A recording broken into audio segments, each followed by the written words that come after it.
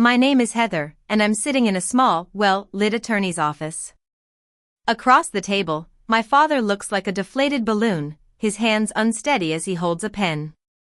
My brother, Leo, is staring at the table, avoiding eye contact. It's a Thursday morning, and this meeting will change everything. Just a week ago, I was in the middle of a virtual job interview when my phone buzzed with a call from Iris, my sister-in-law. I let it go to voicemail at first. She called again and again. On the fourth call, I finally picked up. Her voice was trembling, a far cry from the cold, haughty tone she'd used when she told me to leave my childhood home. "Iris, what is this about?" I asked, trying to keep my voice steady. She blurted out, "It's not true. What he told us about you, it's not true. Please tell me you didn't send it." I was completely confused. "I haven't sent anything to anyone." "What are you talking about?" She went quiet for a moment and then said, "Then how did they find out?" I asked her to start from the beginning, and what she told me over the next 20 minutes was like a bombshell. Let me rewind a bit. I come from a family with a long-standing reputation in the town. My father, Mr. Thompson, is a well-respected businessman, but he's also cold and calculating. He always valued his public image more than his family. My mother passed away when I was young, and he never really filled that emotional void. I had been living in my childhood home for 8 months. I lost my job at a marketing firm after a major corporate restructuring that axed half of our department. I wasn't idle. I was paying what little I could towards the bills, cooking meals, and cleaning the house. I was also actively looking for a new job, going on interviews every week.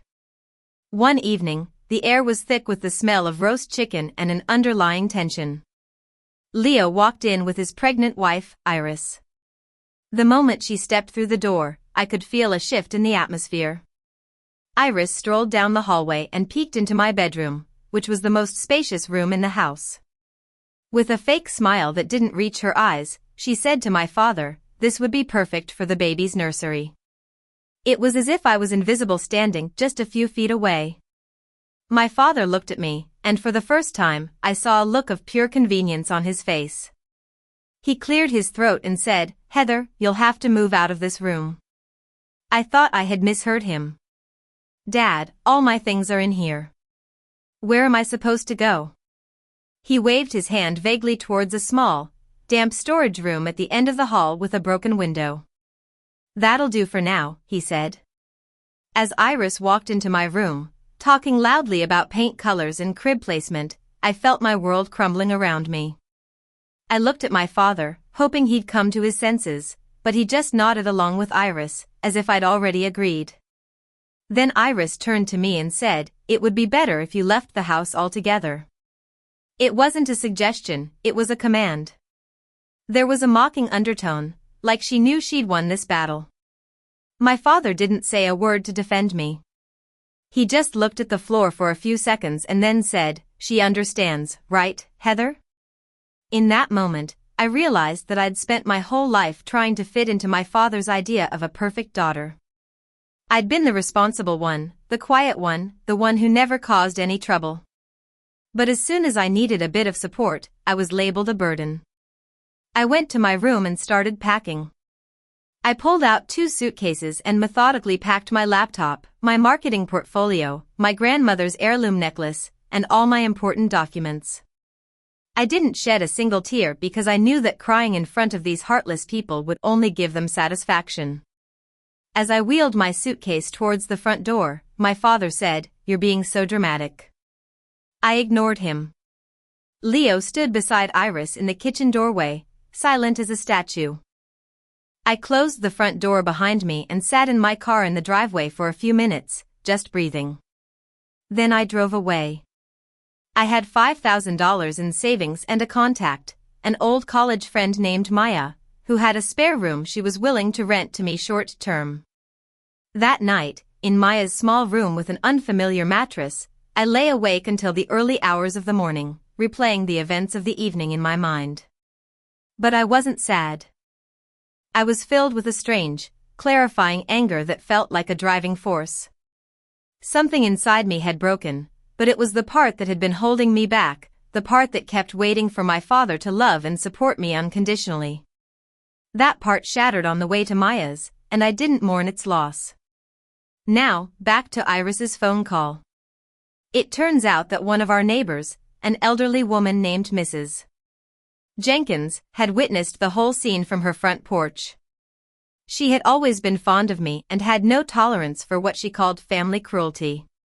She told her son, who worked with a property attorney that had done some legal work for my father in the past. The attorney started asking questions, and those questions led to a shocking discovery.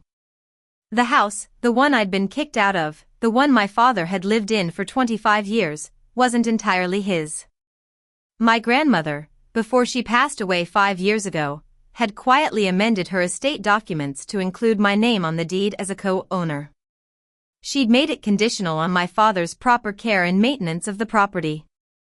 Once I was forced out, that condition triggered a legal review. I sat in Maya's living room, listening to Iris explain all this, and a wave of gratitude washed over me. My grandmother, who had always been my rock, had seen through my father's true nature long before I did. She'd acted silently and deliberately, making sure I'd have a safety net if things went wrong.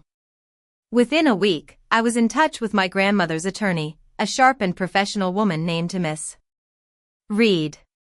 She walked me through the details of the estate amendment with patience. The co-ownership was legally binding. It meant that no one could sell, refinance, or make major changes to the property without my signature. Now, here I am in the attorney's office. My father, the man who had cast me out, now needs my signature to stay in the house he's lived in for so long. I charged a fair rent, not to punish him, but to assert my rights. I used the first month's rent as a deposit for a small apartment closer to the city, where I've just landed a better job at a new marketing agency. I didn't celebrate this victory. Instead, I felt a sense of peace, like a part of me that had been out of balance for so long had finally found its place. I want everyone who has ever been made to feel unwanted or unworthy to know that sometimes, being pushed out of the wrong place is the beginning of a beautiful new journey. My grandmother believed in me when no one else did, and she made sure I'd always have a solid foundation. So, if this story resonates with you, don't forget to hit that subscribe button. Every day, we bring you real, powerful stories of people who overcame adversity. You never know, the next story might be the one you've been waiting to hear.